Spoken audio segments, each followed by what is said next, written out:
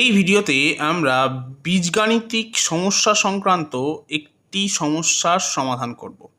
এক্ষেত্রে যে সমস্যাটি দেওয়া আছে সেটি হলো 5a মাইনাস বি এর whole cube plus 3 into 5a minus B whole square into A plus B plus 3 into 5a minus B into A plus B whole square plus A plus B এর whole cube.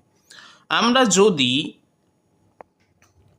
5a minus বিকে x ধরি এবং এ plus বিকে Y ধরি, তাহলে এই যে সমস্যাটি দেওয়া আছে এই সমস্যাটির নতুন আকার হবে x cube plus 3x square y plus 3xy whole square plus y cube.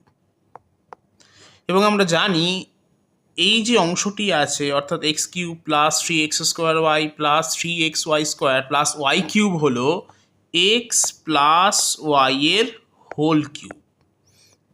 এখন যদি আমরা এক্স আর ওয়াই এর মানটা বসিয়ে দিই তাহলে পাবো 5a minus B plus A plus B এর হোল কিউব।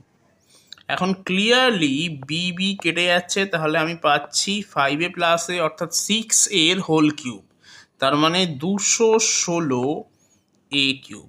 অতএব সঠিক উত্তর হবে অপশান এ 216 এ কিউব।